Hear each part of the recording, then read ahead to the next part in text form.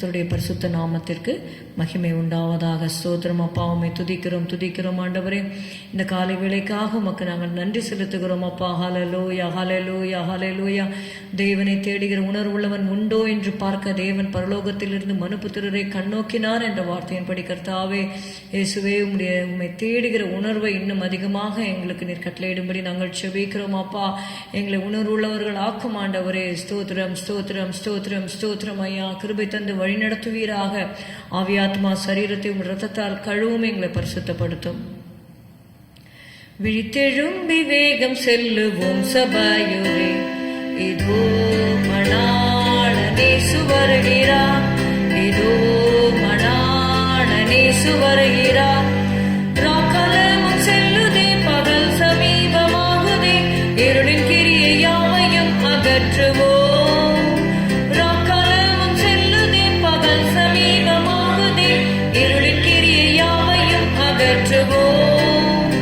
ஒளியினாயுதங்களை தரித்து வீரமாம் ஓயாது போர் புரிந்து சேருவோம், ஓயாது போர் புரிந்து சேருவோம். விழித்தெழும்பி வேகம் செல்லுவோம் சபையோரே, இதோ மணாளனே வருகிறார், இதோ மணாளனே வருகிறார்.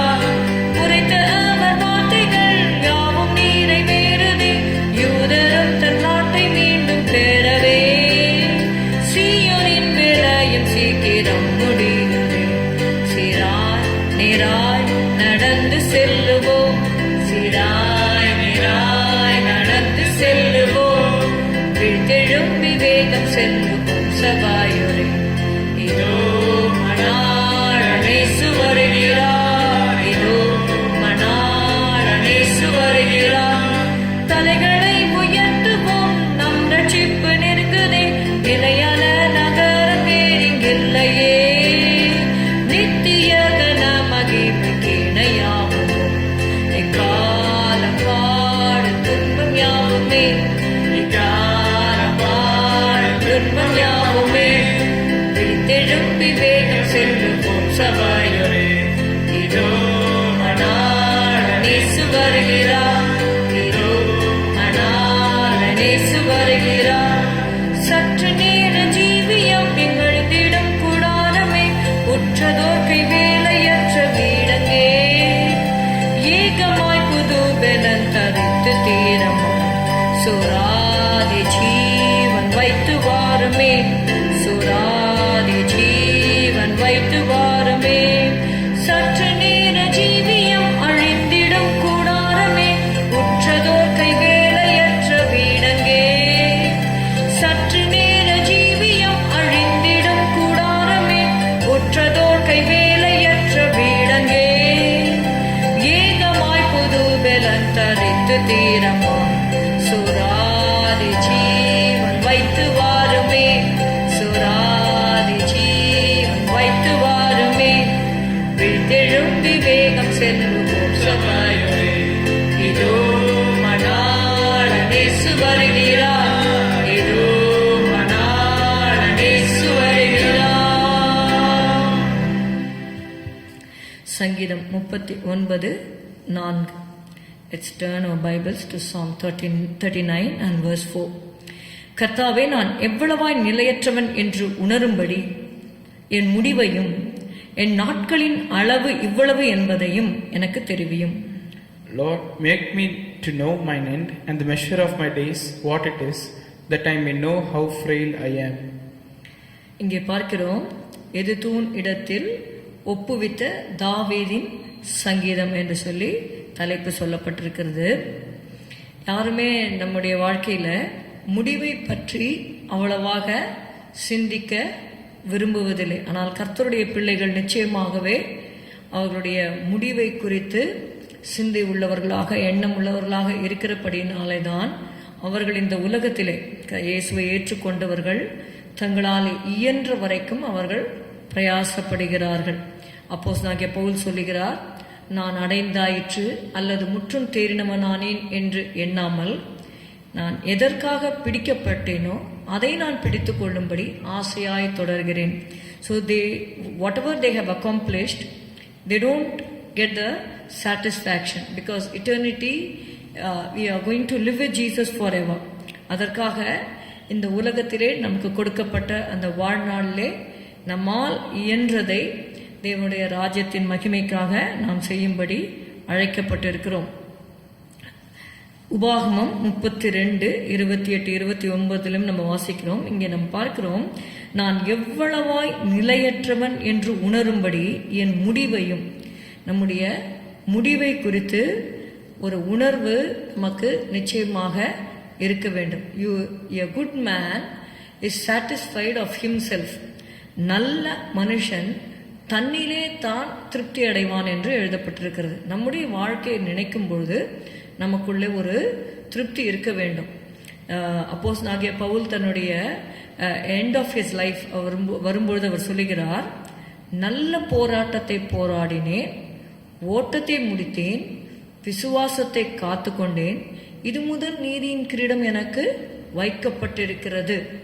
எனக்காக மாத்திரமல்ல, அவருடைய பிரசன்னமாகுதலை விரும்புகிற யாவருக்கும் அது வைக்கப்பட்டிருக்கிறது என்று அவர் சொல்லுகிறார். So he had a great assurance in his heart that the crown of righteousness is laid up for him. உபாகமம் 32 அதிகாரம் 28, 29. அவர்கள் யோசனை கெட்ட ஜாதி, அவர்களுக்கு உணர்வு இல்லை, அவர்கள் ஞானமடைந்து இதை உணர்ந்து தங்கள் முடிவை சிந்தித்துக் கொண்டால் நலமாயிருக்கும் என்றார். For they are a nation void of counsel, neither is there any understanding in them. Oh, that they were wise, that they understood this, that they would consider their later end. Amen. That they would consider their latter end. அவர்கள் ஞானமடைந்து இதை உணர்ந்து தங்கள் முடிவை சிந்தித்துக் கொண்டால் நலமாயிருக்கும் என்று சொல்லி வேதம் நமக்கு சொல்லுகிறது. நம்முடைய முடிவை நம்ம சிந்தித்துக் கொள்வது நமக்கு நல்லது. அதனால்தான் ஞானி சொல்லும் பொழுது பிரசங்கி 7வது அதிகாரம் 2வது வசனத்தில் இப்படி சொல்லுகிறார், விருந்து வீட்டுக்கு போவதிலும் துக்க வீட்டுக்கு போவது நலம், இதில் எல்லா மனுஷரின் முடிவும் காணப்படும், உயிரோடு இருக்கிறவன் இதை தன் மனதிலே சிந்திப்பான்.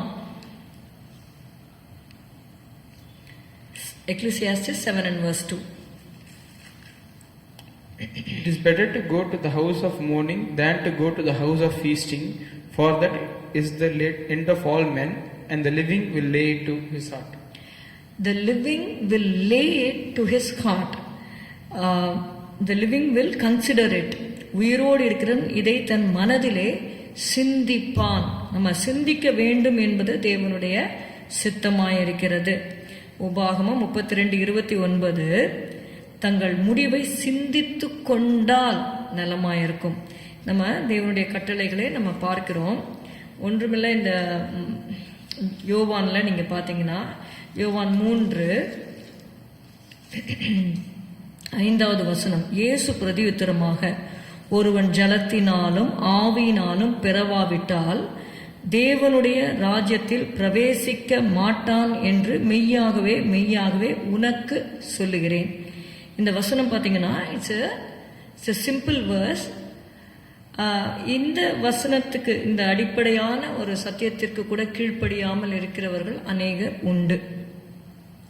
See, only if you obey the simple truths, God will be able to reveal the deeper truths to you. கொஞ்சத்தில் உண்மையா இருக்கிறவன் அநேகத்தின் மேல அதிகாரியாக ஆண்டவரை வைப்பார். கொடுக்கப்பட்ட சத்தியத்திற்கு நாம் முதலாவது கீழ்ப்படிவது நமக்கு அவசியம். இங்கே எழுதப்பட்டிருக்கிறது, ஒருவன் ஜலத்தினாலும் ஆவியினாலும் பிறவாவிட்டால் தேவனுடைய ராஜ்யத்தில் பிரவேசிக்க மாட்டான் என்று மெய்யாகவே மெய்யாகவே உனக்கு சொல்லுகிறேன்னு இயேசு சொன்னார். இந்த சத்தியத்திற்கு கீழ்ப்படியாமல் இருக்கிறவர்கள் அவருடைய முடிவை அவர்கள் சிந்தித்துக் கொள்ள வேண்டும். இன்னும் ஞானஸ்தானம் எடுக்கல, பரிசுத்தாவின் அபிஷேகம் பெறல அப்படின்னா தேவனுடைய ராஜ்யத்திற்குள்ள பிரவேசிக்கவே முடியாது. அப்போ அதை சிந்திக்க வேண்டும். கர்த்தருடைய வார்த்தையை சிந்தித்து உணர்வடைந்து, இப்போ நான் ஒருவேளை என்னுடைய மரணமோ இயேசுவின் வருகையோ இருந்தால் நான் தேவனுடைய ராஜ்யத்தில் பிரவேசிக்க முடியாதே என்பதை சிந்தித்து செய்ய ஆண்டவரிடத்தில் ஜலத்தினால எடுக்கிறது நம்ம எடுத்துடணும். That is our obedience to take baptism. ஆனால் ஆவியினால பிறக்கிறதுக்கு you have to wait upon God to receive the anointing of the Holy Spirit. அது கர்த்தர் நமக்கு தருகிற ஒரு ஈவு. கர்த்தர் நமக்கு கொடுக்கிற அந்த seal of the Holy Spirit, பரிசுத்தாவின் முத்திரை நமக்கு அவர் தருவார். கேட்கிறவன் எவனும் பெற்றுக்கொள்கிறான் என்று சொல்லி வாசிக்கிறோம். பொல்லாதுள்ளாகிய நீங்கள் உங்கள் பிள்ளைகளுக்கு நல்ல ஈவுகளை கொடுக்க இருந்திருக்கும் பொழுது உங்கள் பரமபிதாவானவர் தம்மிடத்தில் வேண்டிக் கொள்ளுகிறவர்களுக்கு பரிசுத்தாவியை கொடுப்பது அதிக நிச்சயம் அல்லவா? அப்படியாக நம்முடைய முடிவை குறித்த சிந்தனை நமக்கு கட்டாயமாக நாம் அறிந்திருக்க வேண்டும். Where will I spend my eternity after death? It's very important.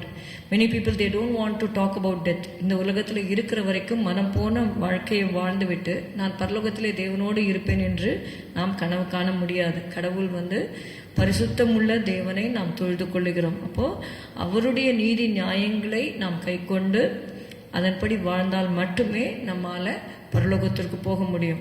It is not through our own righteousness, but God has made it so very easy so that He gave His only Son, that if we believe on His name, all our sins are forgiven, and He gives us the strength to walk in His ways.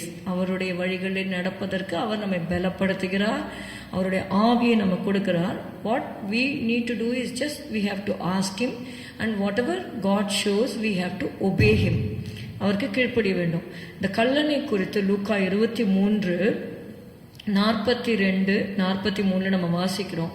இயேசுவை நோக்கி, ஆண்டவரே, நீர் உம்முடைய ராஜ்யத்தில் வரும்போது அடியேனை நினைத்தருளும் என்றான்.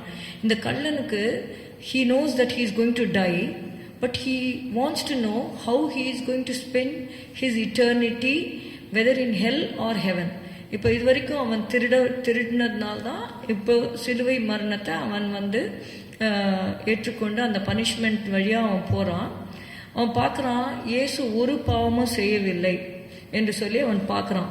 41வது வசனத்தில், நாமோ நியாயப்படி தண்டிக்கப்படுகிறோம், நாம் நடப்பித்தவைகளுக்கு தக்க பலனை அடைகிறோம், இவரோ தகாததொன்றையும் நடப்பிக்கவில்லையே என்று அவனை கடிந்து கொண்டு, மற்ற கல்லனை கடிந்து கொண்டு இயேசுவை நோக்கி, ஆண்டவரே, நீர் உம்முடைய ராஜ்யத்தில் வரும்போது அடியேனை நினைத்தருளும் என்றான். இயேசு அவனை நோக்கி, இன்றைக்கு நீ என்னுடனே கூட பரதீசில் இருப்பாய் என்று மெய்யாகவே உனக்கு சொல்லுகிறேன் என்றார். இந்த கள்ளன் he is already been punished to death. சாகத்துக்கு உரிய மரணமாகி சிலுவை மரணம், அந்த பனிஷ்மெண்ட் அவனுக்கு கொடுக்கப்பட்டாகிவிட்டது. he is hanging on the cross. இன்னும் few hoursல he is going to die. சாக போகிறான். ஆனால் சாகிறதுக்கு முன்னாடி அவனுக்கு தெரிஞ்சு போச்சு, Jesus is the Son of God. that was the first opportunity given to him, and he doesn't want to leave that opportunity. அந்த தருணத்தை அவன் மிஸ் பண்ண விரும்பவில்லை. அந்த நேரத்தில் அவன் தன்னுடைய இருதயத்தை இயேசுக்கு ஒப்பு கொடுத்து அந்த இடத்துல அவன் ஆண்டவர்கிட்ட இயேசுப்பா கிட்ட கேட்குறாங்க, ஆண்டவரே, நீர் உம்முடைய ராஜ்யத்தில் வரும்போது எனக்கு இப்போ இந்த சிலுவையிலேருந்து என்னை விடுதலை ஆக்கும்னு சொல்லி இன்னொரு கள்ளன் சொல்கிறான்.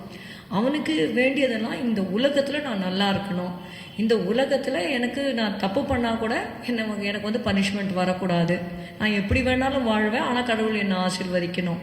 இது இன்னொரு கல்லனுடைய பாயிண்ட்டாக இருந்தது.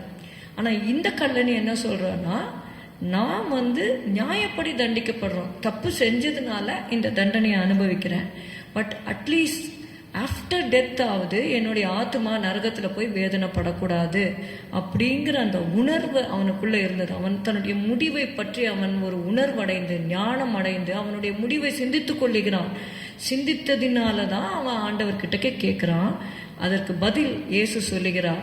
இயேசு அவனை நோக்கி, இன்றைக்கு நீ என்னுடனே கூட பரதீசில் இருப்பாய் என்று மெய்யாகவே உனக்கு சொல்லுகிறேன்னு சொல்லி அவனுடைய ஆத்மாவுக்கு ஒரு டெலிவரன்ஸை கொடுத்து மன்னிப்பை கொடுத்து ஆண்டவர் ஏற்றுக்கொள்கிறத பார்க்குறோம். இப்போ 2 கள்ளர்களுக்குமே ஆப்பர்ச்சுனிட்டி கொடுக்கப்பட்டது. ஒருவன் ஆண்டவர்கிட்ட மன்னிப்பு கேட்டு he escapes hell, but other thief he goes through hell. இதே மாதிரி தான் உலகத்தில் இருக்கிற எல்லாருக்குமே ஆண்டவர் தன்னுடைய இன்விடேஷனும் கொடுக்குறாரு. To come to Jesus, to accept Him, not only for this life, but there is a life to come. Eternity-ன்னு ஒன்று இருக்கு, நித்தியம் இருக்கிறது, அதற்காக கூப்பிடுகிறார். ஆனால் யார் ஏற்றுக்கொள்ளுகிறார்களோ அவர்களை அவர் தன்னுடைய பிள்ளைகளாக ஏற்றுக்கொண்டு அவர்களுக்கு நித்திய ஜீவனை கொடுக்கிறார். இதுவரைக்கும் இயேசுவை ஏற்றுக்கொள்ளாதவர்கள் பாவத்திலும் அக்கிரமத்திலும் ஜீவித்து கொண்டிருப்பீர்களானால் இயேசுவுக்கு உங்கள் இருதயத்தை கொடுங்க. நிச்சயமாக ஏசப்பா உங்களுடைய பாவங்களை எல்லாம் மன்னித்து உங்களை ஆசீர்வதித்து உங்களை சந்தோஷத்தினாலும் சமாதானத்தினாலும் நிரப்புவார். நித்திய ஜீவனை கொடுப்பார். ஸ்தோத்திரம் அப்பா, உம்மை துதிக்கிறோம் துதிக்கிறோம் துதிக்கிறோம் ஆண்டவரே. இயேசுவே, உம்மை ஏற்றுக்கொள்ளாமல் இருக்கிறவர்கள் let them not die out of condemnation. ஆண்டவரே ஸ்தோத்திரம் அப்பா, கிறிஸ்து இயேசுக்குள்ளாக இருக்கிறவங்களுக்கு ஆக்கினை தீர்ப்பு இல்லை என்று நாங்கள் வாசிக்கிறோம். அவங்க அந்த காண்டம்னேஷன்லேயே அவங்க மடிந்து போகாத படிக்கு ஆண்டவரே நீர் அந்த பனிஷ்மெண்ட்டை எடுத்துக்கொண்டீர் ஆண்டவரே. ஸ்தோத்திரம் அப்பா, the chastisement of our peace was upon him. எங்களுக்கு சமாதானத்தை உண்டு பண்ணும் ஆக்கினை உண்மையில் வந்தது ஆண்டவரே. ஸ்தோத்திரம். அதே ஆண்டவரே அப்பா, தங்கள் முடிவை உணர்ந்து கொண்டு சிந்தித்து கொண்டு உங்கள் பாதத்தில் வந்து மன்னிப்பு கேட்க ஆண்டவரே நீர் கிருபை செய்யும்படி ஜெபிக்கிறோம். எங்களையும் ஒப்பு கொடுக்கிறோம். எங்களை பரிசுத்தப்படுத்துங்க இயேசுவின் நாமத்தில் பிதாவே, ஆமேன். என் ஆத்துமாவே கர்த்தரை ஸ்தோத்திரி, என் முழு உளமே உடைய பரிசுத்த நாமத்தை ஸ்தோத்திரி. என் ஆத்துமாவே கர்த்தரை ஸ்தோத்திரி. கர்த்தர் செய்த சகல உபகாரங்களையும் மறவாதே. Good morning. Have a good day. God bless you.